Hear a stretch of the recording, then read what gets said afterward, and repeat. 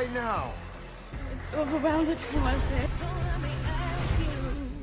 Courtney Hadwin rose to worldwide popularity at the age of 13 when she auditioned for America's Got Talent in AGT's 13th season in 2018. She sang the legendary song entitled Unforgettable by Otis Redding, thereby receiving the Golden Buzzer by Judge Howie Mandel. Her charm over the audience became clear immediately when the music started, as she appeared to have a complete personality shift, from a shy and insecure teenage girl to a rock star with a career potentially spanning decades. That wasn't the first time Courtney was seen on the world stage though, as she first appeared in the earliest season of The Voice Kids UK in 2017 when she was only 12 years old. As she started performing Nutbush City Limits by Ike and Tina Turner, all three of the judges immediately began dancing in their seats, with excitement evident on their faces. Finally, Judge Danny Jones pressed the red button and his seat rotated, causing Courtney to finish her song. Judges Will I Am and Pixie Lott then turned as well, with the former asking her name and age. She was then shown walking alongside her father Paul and three siblings as the video cuts straight to the patriarch of the household. He stated, Courtney first started singing when she was about 5-6 years old, with Somewhere Over the Rainbow. She just went on from there. Hadwin herself then stated, my sisters and I wake up in the middle of the night cause I sleep sing. Judge Will was then disappointed that he couldn't see the child star dancing during her performance, with Danny Jones leaping from his seat and shouting, "You should have seen her! She was going crazy!" The rapper then said, wait. If I ask you to sing it again, could you sing it again? Just a part of it, so I could see how you're moving. With a shy yeah, Courtney smiled and reset her microphone position while the production crew got the song going again.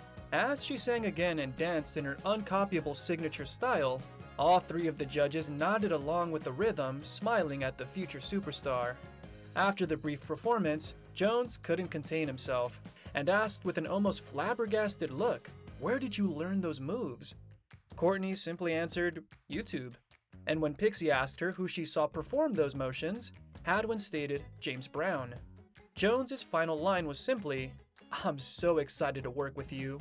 Following that statement, Courtney ran to her father backstage and hugged him, overjoyed at how she fared. It was then time for the judge who favored her to make sure she outshone the competition in the battle part of the show, working with her every day to choose the best possible song and ready for an optimal performance of it. However, they ran into a myriad of issues trying to find the perfect blend. Courtney said, "We went over it a couple of times and it wasn't really working." For a moment there, it seemed as though the child star was simply unable to perform that song, but Judge Danny knew better. He said, "The verse was too low and the chorus was too high. I changed the key and it wasn't working. I tried changing the ways they were singing it and the order they were singing in, still didn't work. We had to change the song." Courtney and her partners ultimately settled for Dancing in the Streets by David Bowie and Mick Jagger, wowing the crowd and the judges. Pixie was delighted, saying, "I loved it. You all brought something so special, so it's a real tough decision for Danny." Jones's job was then to choose one of the three who he would keep working with throughout the remainder of the show. As if comically, he replied with, "Yeah, it is hard." After which, of course, he chose Courtney, who was the clear favorite from the start. He went over to the stage and hugged the 12-year-old as she started crying with excitement. She was then asked on stage how it felt to be chosen, at which point she spoke while holding back tears, saying, "Yeah, I wasn't expecting to go through. I was trying to think I wasn't gonna go through, so I'll be less upset if I didn't." Backstage, she was somewhat calmer, stating, "I'm through to the semifinals, and I can't believe this." Danny spoke to her during the piano rehearsal preceding her semifinal performance, saying, "Courtney, start with the high five, cause you're through the semifinals. How did you find the battle?" Much less nervous this time, she just replied with, "It was really fun." Jones further explained his decision to her, stating, "I put you through because you have this confidence in your own stage. No one else in this competition has it." The judge had already chosen the song she was going to perform, but wanted to tease it to the child. To this extent, he asked, "Are you feeling good?" Courtney smiled with a shy, "Yeah," thinking to herself what else the question might mean. Finally, she asked, "Is it James Brown?" With an excited, "Yes, James Brown, I feel good." How do you feel? Good? From Danny, she gave a short, yeah, with a visible happy expression. This was the most logical choice for the semifinals according to the judge, as he was interviewed about it and said James Brown, Courtney, boom, I feel good. Before her first try at emulating the song, Danny said, I want you to be invested right away. Hadwin took that statement very seriously, beginning the song with her authentic scream. It apparently sounded so good that Jones's jaw dropped for a moment as he looked on in disbelief. She later stated, I just like the way James Brown performs the songs and uses the stage, further clarifying just how good a choice her judge and coach had made. When it was time for her to actually show the world the fruits of their labors, Danny simply told her, leave everything on that stage, and that will be the Courtney experience. It's like going on a roller coaster. Funny he should mention that, as Hadwin then said, I don't like roller coasters. Regardless of her amusement park preferences, the child star left everyone breathless again. She had the judges dancing along with her throughout the whole song, and the crowd cheering endlessly. Lott had a big smile after the performance, telling Hadwin, you're just like such a rock star. I'm a massive fan. Jones simply exclaimed, Courtney, you are crazy. Just like before, she ran backstage to hug her family, this time all three of her siblings first. The admirable performance hadn't put her out of the woods though, as the hard choice was to be made once again by Judge Danny, who had to pick between her and two other brilliant contestants. There was a hint as to who would pass though, as Danny spoke right after she left the stage, telling Pixie, I know you remember all of them, but you really always remember Courtney. As the circles of light narrowed around the three children holding hands in silence and uncertainty, Danny went quiet for a second and stared at all three, finally exclaiming, It's Courtney!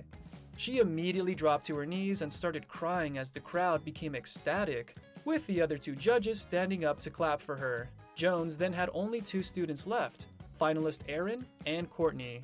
He took the time to get to know them better and help them figure out a few things about the direction they wanted their careers to go in. In the interview regarding what they did together, he said, So this week I took my team for a bit of bonding, a bit of a hangout. I took them to Capital FM to see what it's like to do a radio interview. At the radio station, the host asked Courtney, How did you get yourself in your head to just go out there and go? You know what? I'm gonna give it my all. She responded with, I don't know. It's just, as soon as I'm on the stage, no one can take me, so... Later on, in the building of the radio station, she said, Before The Voice, I've never done an interview before, but I really enjoyed it, and I really want to do it again. It was then time for the finals, and Hadwin dressed very simply in her already established unique style. She performed Jennifer Holliday's And I'm Telling You. The massive stage was decorated in big purple patterns with star-like puffs slowly dropping all around her. After the song, Pixie said, I'm speechless. Oh my gosh, Courtney. Where does that come from? Judge Will placed his hand in front of his chest, saying, The bar was here, you raised it. I can't even see the bar, pointing at the roof. He said, Might want to go out there and check it out. You put the bars on the ceiling. It was finally her mentor's time to speak, and he had only praise for the child star, saying, Courtney, you never, ever, ever fail to shock me. You're amazing, and I'm so proud that you're part of Team Danny. You come out here, you give it 100%, actually 110%, and you know what? You inspire me. These big words made Hadwin stretch a big smile across her face, and Jones continued with, Because you go out there and you're true to yourself. You don't care what anybody thinks. You're Courtney, and Courtney's ace. I'm so proud of you. With that said, it was time for the champion of the entire season to be chosen.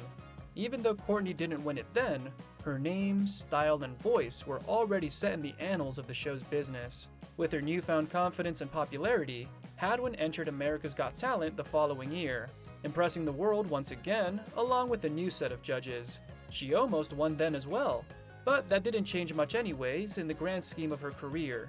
Shin Lim, the magician who actually won the competition that year, took her to his Las Vegas live shows as a guest of honor. She performed a variety of songs for one of the most prestigious audiences in the US, between the 2nd and 4th of November in 2018 at the Paris Hotel and Casino. The entertainment value provided by the young singer turned out to be at such a high level that production houses just couldn't keep their hands off of her after that. Arista Records and Psycho Entertainment were the first to put their offers on Hadwin's table. She ultimately accepted them in December 2018, but thus also agreeing to stay out of talent shows for the foreseeable future. She surprised the hungry fans on the 25th of October 2019 by releasing her first album, The Cover Sessions. Although it didn't contain any of her original songs, this work featured a number of successful artists whose songs were arguably performed even better by Hadwin. She covered several high-earning tracks such as Lil Nas X's Old Town Road version, Sign of the Times by Harry Styles, The Jonas Brothers' Sucker, and Someone You Loved by Louis Capaldi. Her first original song available for public sampling is Happy Xmas, War Is Over. Released on both Spotify and her YouTube channel on the 20th of November 2020, whose official video came out 12 days later. Even though she hasn't released anything new since then, it's certain that the child star remains hard at work on her debut album. In the meantime, she keeps her fans entertained with regular posts on her TikTok account, as well as Instagram, Twitter, and Facebook. One interesting bit of information regarding Hadwin's social media is that her Facebook account was briefly tampered with, which she addressed in a Twitter post saying, "As you can tell, my Facebook has been hacked by some stupid fecking idiot. Please do not reply to any messages. Trying to get this sorted ASAP." It seems that the issue was resolved, as her Facebook page is back to running normally. Thank you for spending some time with us. Make sure to like and subscribe so you never miss another video. We also handpicked these videos which we recommend you watch next. You can talk to us on all social medias or ask a question in the comments below. Thank you for being with us, and we'll see you back tomorrow.